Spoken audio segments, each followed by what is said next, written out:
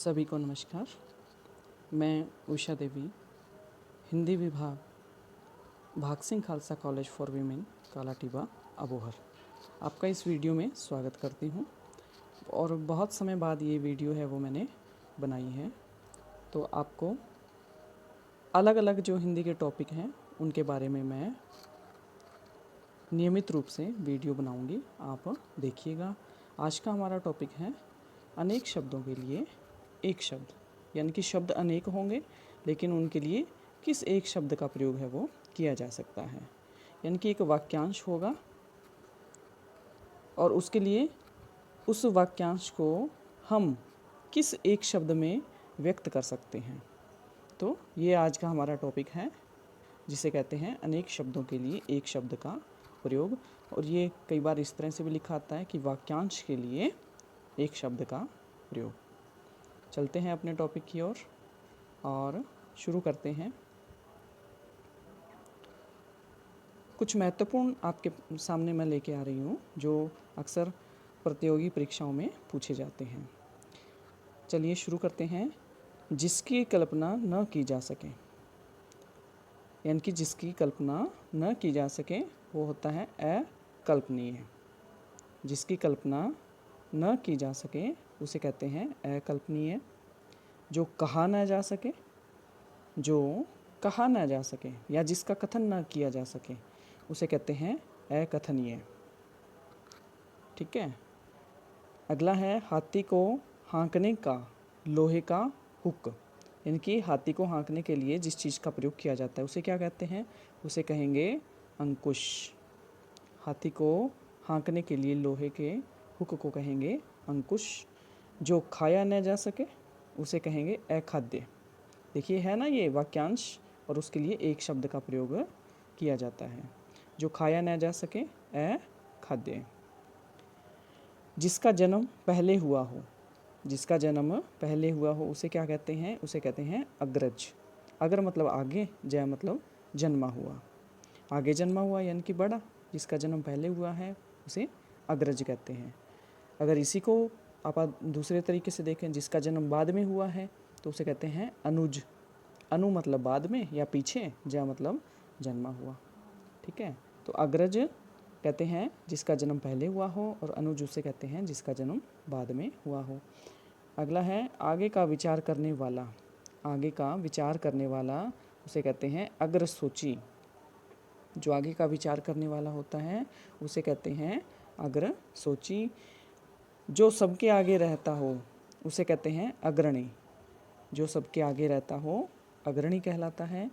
जिसका ज्ञान इंद्रियों के द्वारा न हो, जिसका ज्ञान इंद्रियों के द्वारा न हो उसे कहते हैं अगोचर। जो नेत्रों से दिखाई न दे, जो नेत्रों से दिखाई न दे उसे भी कहते हैं अगोचर। जो इंद्रियों से परे हो अदृश्य। जो इंद्रियों से परे हो उसे कहते हैं अदृश्य। और समाचार पत्र का मुख्य संपादकीय लेख, समाचार पत्र का मुख्य संपादकीय लेख जिसे कहते हैं अग्रलेख। जो खाली ना जाए अचूक। जो खाली ना जाए उसे कहते हैं अचूक। जो अपने स्थान या स्थिति से अलग न किया जा सके उसे कहते हैं अच्युत। जो अपने स्थान या स्थिति से अलग न किया जा सके उसे कहते हैं अच्युत। जिसकी चिंता नहीं हो सकती उसे कहते हैं अचिंत्य। जिसकी चिंता नहीं हो सकती उसे कहते हैं अचिंत्य। जो छूने योग्य न हो, जो छूने योग्य न हो उसे कहते हैं अछूत। छूत का अर्थ होता है छूना, अछूत यानी कि जो छूने योग्य न हो। अब इसी से संबंधित एक और है कि जो छुआ न गया हो उसे कहते हैं अछूता। जो छुआ न गया हो उसे कहते हैं अछूता। जो बूढ़ा ना हो उसे कहते हैं अजर। जो बूढ़ा न हो उसे कहते हैं अजर। जिसका कोई शत्रु उत्पन्न न हुआ हो उसे कहते हैं अजात शत्रु। जिसे जीता न जा सके उसे कहते हैं अजेय। जिसे जीता न जा सके उसे कहते हैं अजेय। अगला है हमारा धर्म या शास्त्र के विरुद्ध कार्य, धर्म या शास्त्र के विरुद्ध कार्य क्या कहलाता है? अधर्म कहलाता है। अधिकार या कब्जे में आया हुआ, अधिकार या कब्जे में आया हुआ, इसे क्या कहते हैं? इसे कहते हैं अधिकृत। जो अपने अधिकार में आ जाता है या कब्जे में आ जाता है उसे कहते हैं अधिकृत। सर्वाधिकार संपन्न शासक या अधिकारी, सर्वाधिकार संपन्न शासक या अधिकारी को क्या कहते हैं? उसे कहते हैं अधिनायक। विधानमंडल द्वारा पारित या स्वीकृत नियम, उसे कहते हैं अधिनियम। विधानमंडल द्वारा पारित या स्वीकृत नियम अधिनियम कहलाते हैं। कर या शुल्क का वह अंश जो किसी कारणवश अधिक से अधिक लिया जाता है उसे कहते हैं अधिभार, उसे कहते हैं अधिभार। वह पत्र जिसमें किसी को कोई काम करने का अधिकार दिया जाए, वह पत्र जिसमें किसी को कोई काम करने का अधिकार दिया जाए वो कहलाता है अधिपत्र। किसी पक्ष का समर्थन करने वाला, यानी कि जैसे दो पक्ष हैं उनमें से किसी पक्ष का समर्थन करने वाला क्या कहलाता है? अधिवक्ता कहलाता है। वास्तविक मूल्य से अधिक लिया जाने वाला शुल्क, वास्तविक जो मूल्य होता है उससे अधिक जो शुल्क लिया जाए उसे क्या कहते हैं? अधिशुल्क कहते हैं। सरकार द्वारा प्रकाशित या सरकारी बजट में छपी सूचना क्या कहलाती है? अधिसूचना कहलाती है। किसी कार्यालय या विभाग का वह अधिकारी जो अपने अधीन कार्य करने वाले कर्मचारियों की निगरानी रखे, वह अधिकारी जो अपने अधीन कार्य करने वाले कर्मचारियों की निगरानी रखे क्या कहलाता है? अधीक्षक कहलाता है। किसी सभा या संस्था का प्रधान क्या कहलाता है? अध्यक्ष कहलाता है। ये तो हम सभी जानते हैं। नीचे की ओर मुख किए हुए, अधोमुख, अधो का अर्थ होता है नीचे, तो नीचे की ओर मुख किए हुए इसे कहते हैं अधोमुख। राज्य के अधिपति द्वारा जारी किया गया वो आधिकारिक आदेश जो किसी विशेष समय तक लागू हो, यानी कि राज्य के किसी अध्यक्ष द्वारा या अधिकारी द्वारा जो आधिकारिक आदेश जारी किया जाता है जो किसी विशेष समय तक लागू हो उसे कहते हैं अध्यादेश। वह स्त्री जिसका पति दूसरा विवाह कर ले उसे क्या कहेंगे? अध्युड़ा। वह स्त्री जिसका पति दूसरा विवाह कर ले उसे क्या कहेंगे? अध्युड़ा कहेंगे। अगला है अन्य से संबंध न रखने वाला, अन्य से संबंध न रखने वाला क्या कहलाता है? अनन्य। जिसका कोई दूसरा उपाय न हो उसे कहते हैं अन्योन्युपाय। अन्य उपाय न हो उसे कहते हैं अन्योन्युपाय, कि जिसका कोई अन्य उपाय ना हो। आगे चलते हैं। जिसे जीता न जा सके वो कहलाता है अजेय। जिसे जीता न जा सके वो कहलाता है अजेय।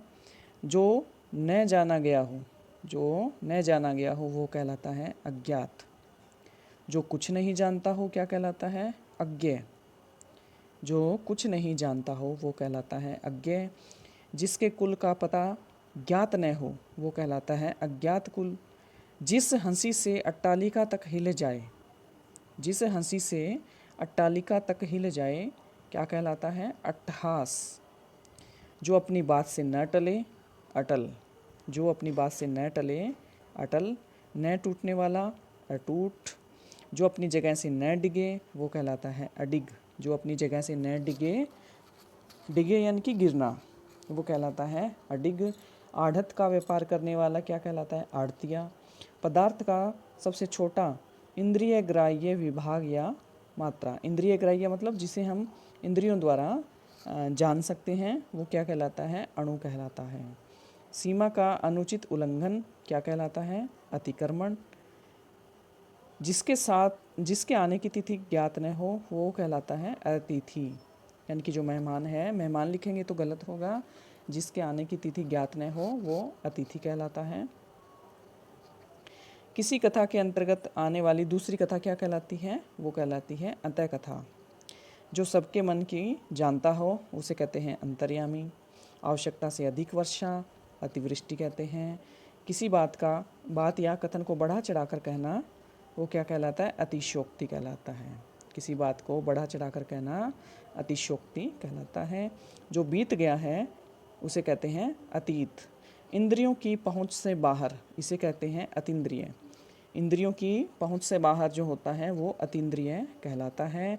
जिसकी तुलना न की जा सके वो क्या कहलाता है? अतुलनीय कहलाता है। जिसकी तुलना न की जा सके वो क्या कहलाता है? अतुलनीय कहलाता है। जिसे दबाया न जा सके वो कहलाता है अदम्य। जिसे दबाया न जा सके वो अदम्य कहलाता है। जिसे देखा न जा सके वो अदृश्य कहलाता है। जिसके समान दूसरा न हो वो अद्वितीय कहलाता है। जिसके समान दूसरा न हो अद्वितीय। ए का अर्थ होता है नहीं, द्वितीय मतलब दूसरा, यानी कि ऐसा दूसरा नहीं है। जो देखने योग्य न हो अदर्शनीय। जो पहले न देखा गया हो अदृष्ट पूर्व।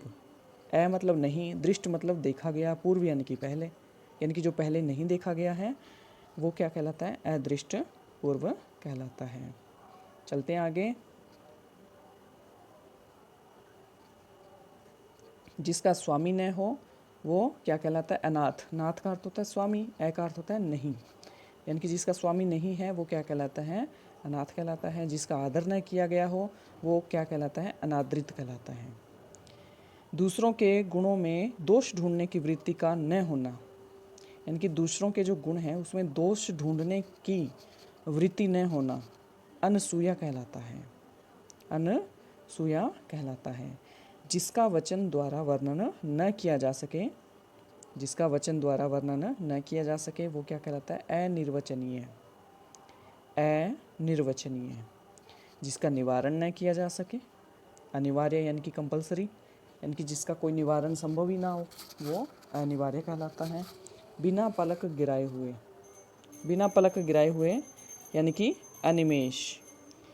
जिसका उच्चारण न किया जा सके वो क्या कहलाता है? अनुच्चरित, यानी कि जिसका उच्चारण न किया जा सके वो कहलाता है अनुच्चरित। जो परीक्षा में उत्तीर्ण न हुआ हो वो कहलाता है अनुत्तीर्ण।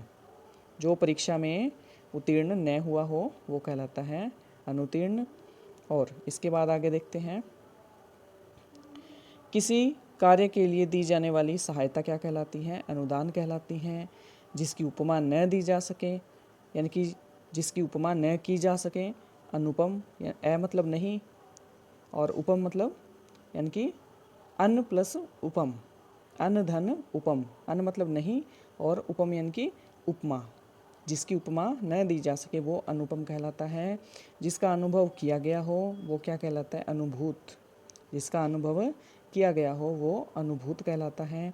किसी मत या प्रस्ताव का समर्थन करने की क्रिया, किसी मत या प्रस्ताव का समर्थन करने की क्रिया कहलाती है अनुमोदन। अनुमोदन क्या कहलाता है? किसी मत या प्रस्ताव का समर्थन करने की क्रिया अनुमोदन कहलाती है। किसी व्यक्ति या सिद्धांत का समर्थन करने वाला क्या कहलाता है? अनुयायी। एक भाषा की लिखी हुई बात को दूसरी भाषा में लिखना या कहना क्या कहलाता है? अनुवाद कहलाता है। परंपरा से चली आई हुई बात, उक्ति या कला को क्या कहते हैं? अनुश्रुति कहते हैं। परंपरा से जो बात सुनी सुनाई चली आ रही है उसे अनुश्रुति कहते हैं।